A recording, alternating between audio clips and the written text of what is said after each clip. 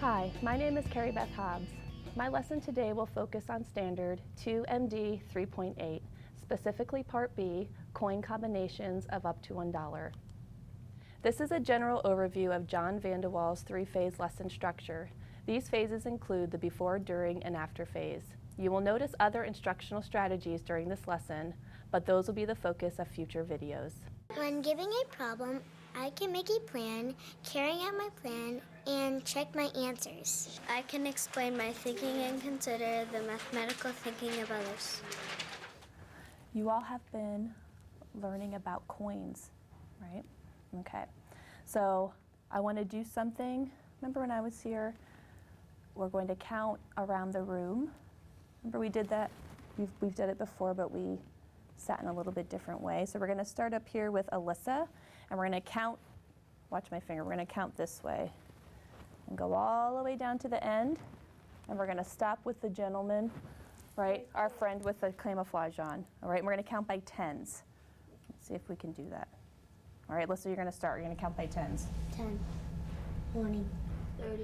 In the before phase, we activate background knowledge, pose the problem, ensure the task is understood by students by asking, what are we trying to find out? What do we already know? And then brainstorm possible solution strategies. In the before phase, I start every task by activating prior knowledge through visuals and questioning. So why do you think I had you count by fives, and why do I think I had you count by tens? All right, what are you thinking, DJ? Tens is a dime is 10 and a nickel is 5. All right, do you agree with him? Is a dime, is the value 10? And what about a nickel? What did he say it's worth? 5, right? So sometimes, right, we have to get our minds ready to go. So I think we're ready to go now. So I have a task for you, a problem that I need you to help me with. Do you think you can do that? Okay, so well, before I get to the task, let me have you look at this picture. So you can just kind of turn a little bit. You don't have to turn your body, but you can just look up there. Can everyone see that? Yeah. Oh, hold on. All right, so has anyone seen something like this before? You can just do thumbs up. All right. All right, so what are you thinking, Sean? What does it look like? It looks like someone's at an aisle in the store pushing a cart. Oh, a grocery store. And she said in an aisle. Thumbs up if you've been to a grocery store before. With whomever, it doesn't matter who you go with, right? And yeah, I can see the cart. It's like that person's right there pushing it down. All right, so my problem has to do with the grocery store. Has anyone been shopping? Okay, so I'm going to show you another picture real quick. Keep looking. What can you see there? What are you thinking, Phoenix? When the person that was pushing the cart is done shopping, he's paying for the stuff that he bought. Oh, so I'm going to say it can you say it one more time? A little bit louder. So everyone's listening to Phoenix. When the person was pushing the cart and he was done buying his stuff, maybe he's paying for it. All right, so that person is at it's called a register? Yeah, a cash register. So has anyone done that before? Right, with whomever, mom, dad, grandpa, you go to the cash register and you have to pay, right? So my problem has to do with the grocery store, and it has to do with someone paying, all right? So that means they bought something, okay? So that's what my problem's gonna be about that I need your help with, all right? Grocery store and paying for something. All right, so I was at the grocery store the other day because I live really close to one, and I was in line, right, getting ready to pay, and there was a boy in front of me. He was buying a box of these, right, animal crackers, and I saw him take some change out of his pocket. So I want to talk about that word change really quick. So I see inside there, and I heard some people already saying it, so you can whisper to me, what do I mean by change? Coins, exactly. So he had some coins that he took out. So I want to make sure we know what I mean by change, right? He actually had, what's the word that, say it, everyone say it. Coins. So he had some coins that he used. And here's a boy, and here's the cashier. So he was getting ready to pay. and he had these coins in his pocket. And I love math, so I'm always trying to find math wherever I go. I was trying to look at the coins he used, but the cashier took them away too fast, and I couldn't see what coins he used. So that's what I need you to help me with. Okay, do you think you can help me do that? Mm-hmm. Figure out what coins he used? All right, so let me give you, so he's buying these, and you know when you go to the grocery store, a lot of things are sometimes they're on sale. These weren't on sale, these were just regular price, but I know what you mean. I like to buy things on sale too. These just had a regular price, and they were 57 cents. Okay, 57 cents. So here's my problem, right? It was Tuesday, right? James went shopping with his mom after school, and he had some change, we talked about change, right, to spend on a snack, so he decided to buy his yummy animal crackers, and they cost 57 cents. He paid with 9 coins. I remember I couldn't see the coins, right? The cashier took them away really quick. So you're going to help me figure out what coins he used to pay. What 9 coins did he use to buy these crackers? So that's what you're going to work on. You're not going to tell me right now, right? And it says this last part, show your work using pictures, numbers, and words.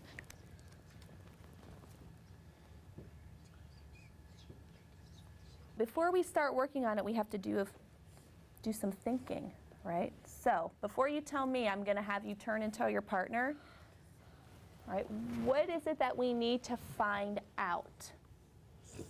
So in this problem, I want you to tell your partner what it is that we need to find out. Okay? Go ahead, you can turn and tell your partner. Asking open-ended questions such as, what are we trying to find? What do we already know? These questions ensure that all students understand the problem before working independently. So what do we need to find out in the problem? The 9 coins that he has, but it's 57 cents. Right, so, but we have to find that part out, don't we? Okay. All right, let's come back together. 3, 2, 1. All right, so I heard Alyssa's group, and then I heard Jordan's group, and they were telling me a lot of things. And Alyssa said we have to find, you tell us. 9 coins, and it's 57 cents and 9 coins. We have to find the 9 coins. And Jordan, what did you say? I said that. All right, I'll help you out. So Jordan said we have to find the coins, right? Because at first they kept saying we have to find how many, and what does this already tell us? That it has 9 coins. Yeah, it already told us he has 9, so what do we have to find out? Then remember, there's 4 kinds of coins we've talked about, right? So what coins did he use? So what coins did, and I'm going to use his name, James use, right? That's what we need to find out, okay? The next big question is, well, what do we already know in this problem? A lot of times when you have a problem, they give you information. So I want you to turn and tell your partner again, what do we already know? Okay, so I heard lots of you talking about all the things that we already know. So, yeah, can you tell me what you all talked about? What was the first thing you told me? That he bought animal crackers. Yeah, right, he bought animal crackers. We know that. Can you tell me what she said, Dylan? He brought out 9 coins. He brought out how many coins? 9. 9, and that's really important to solve this problem. Adrian, how many coins did he bring out?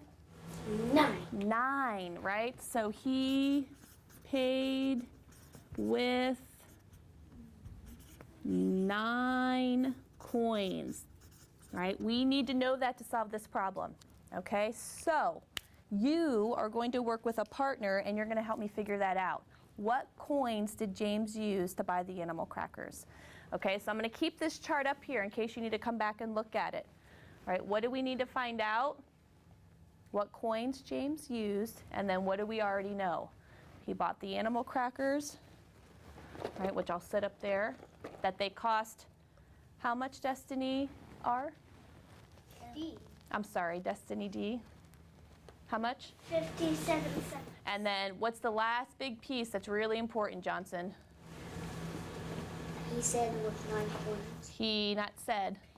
Paid with 9 coins. Okay. I asked students, how do I want you to explain your answer? I asked multiple times to ensure students understand my expectations for their work. Your work mat. When I give you one, you're going to go to your seat with it, and I want you to put your name at the top. Okay? So when I give you one of these work mats, you're going to take it to your seat. Thumbs up if you get it. All right? And that's all I want you to do, and then put your name on it. I forgot that part. All right, so I'm going to just start at the front row and go all the way down, and then we're going to talk about this work mat. In the during phase, the most important thing to do is to let go. This allows for students to use their ideas and empower them to persevere in problem solving. I want you to explain what you did. So you have this whole space to work. So you can write all over this. But someone said use coins. Who said draw a picture of coins? I forget who said that. Someone said draw pictures. Sean said draw pictures of coins. So if I'm using my coins, right, and I put them on my work mat, I'm just going to pour some out there. And I'm using these to help me figure out the answer. How am I going to keep them on there so I don't lose what I did? Kind of goes along with what she said. Because I can't walk around like this. What could I do? Write Tell me, DJ. Say it again. Write them. I can write them. What do you mean by write them? Have you been drawing coins? Yeah, what do you do to draw coins? Make a circle and write the value in the circle. Yeah, that's one way to do it, right? You draw your circle and write a value inside. You're thinking of another way, Alyssa? Draw a circle and put the first letter of the coin inside of it. Perfect. Either way, it doesn't matter to Mrs. Hobbs. However you want to do it. Okay, so you can draw your circle, put the value, or you can draw a circle, put the first letter, whatever you've been doing, that's what I want you to do. Okay, so if you're going to use your coins, I just want you to make sure you know how you're not going to lose your work, that you have. That's what I mean by drawing pictures. Okay? All right, so the last thing I want you to do is circle the question there. What are we trying to find out? So I want everyone to circle that question. So you can circle that. Everyone got it circled? I see some people underline. That's fine. All right, so I'm going to give you some time on your own, and then I'm going to put you with your work partner. Okay? So you can go ahead and start thinking on your own. And if you need coins, they're all back here. You can grab a baggie back here. They're all the same. As part of the during phase of the lesson, I circulate around the room and ask questions to focus, assess, and advance student thinking. I am also assessing and taking notes about student thinking. This information will be used to assist me in selecting and sequencing the sharing of student solutions in the after phase of the lesson. How can you tell me your thinking? Can you write it down for me? What you just said to me, can you write that down? Perfect. That's using your word. All right, Dylan. I see you have your coins there. All right. What do we already know, David? Remember what we talked about? What do we already know? We already know that he had some coins and he paid with 9 coins and it cost 57 cents. Okay, so tell me where you are. Oh, I see what you did here. That's a good idea. If I take 1 away, that's 9. And this is 40. This is... But remember, he had them in his pocket, This is 30. and the total cost was 57 cents. So if I use this 9 right here, tell me what that amount is. 9 cents. 9 cents. And how much did he pay? This is 9 coins. But how much did he pay? How much were the crackers? 57 cents. 57 cents. So I think you have a good start here. Okay? 9 is cheaper.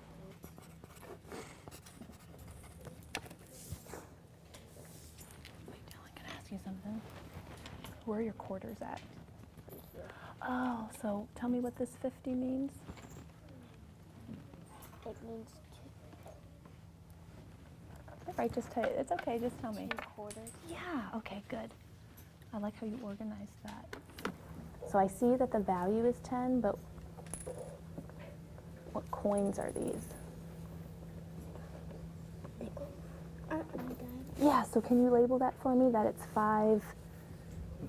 Yeah, tell me the name of them. Here, you can use my eraser. All right, or you could just cross it out, either way. Okay, so tell me the coins you used. 2 quarters and 7 pennies. And is that 9? 1, 2, 3, 4, 5, 6, 7, 8, 9. All right. And what are your words there? I used 2 Q and Okay, so you used your... P to show 57 cents. All right, so that's important that you use your Q and your period to represent your quarters and your pennies. Okay. All right, so what was the cost of the crackers? 57 cents. 57 cents. Okay, so whatever you do has to equal to what amount? 9 cents. Not 9 cents. Look in your problem. Can you circle where the price is? What did they cost? That's what we have to make them equal to. So the 9 is not how much they cost, but the amount of... That's right. So I think you're just switching those two around. So I have to use how many coins? 9, and it has to equal to what amount? 57 cents. Yeah, so now try it again. Because you were right, that equals 9 cents, but that's the amount of coins he has. Okay, you want to try again? Okay. How much were those animal crackers? 50, 70. Right, write that on your paper for me so you don't forget that. Do you have your pencil? All right, write that they were 57 cents. Okay, and how many, what else do we know? Remember when I was in the line, he took out some coins. How many did he take out of his pocket? 50. Well, look at your problem, right? The information's right there. How many coins did he pay with? 9. I would circle that or underline it. So he paid with how many coins? 9 coins. Okay, so now you know he has 9 coins and they have to equal to what amount? 50, 70 cents. 57 cents. Okay, so see what you can do with that now. If you're done with your coins, if you would put those coins back in your baggies for me. So you should be kind of finishing up your thinking and then putting your coins away if you used them. If you didn't use them, then you don't have to worry about that. Okay? So I should see everybody finishing up, and then we're actually going to come back down to the carpet with your papers. In the after phase, the teacher supports students in making connections to one another's strategies and making connections to the important mathematical ideas of the lesson. So I'm going to ask Alyssa to come up and share her work. In order to highlight mathematical ideas that are key to the lesson, I need to carefully think about how I will sequence student sharing of responses. This sequence will vary from lesson to lesson. I may choose to sequence the sharing of student work by moving from concrete to abstract to representational. Another possible sequence would be to start with the least sophisticated strategy and progress to the most sophisticated strategy.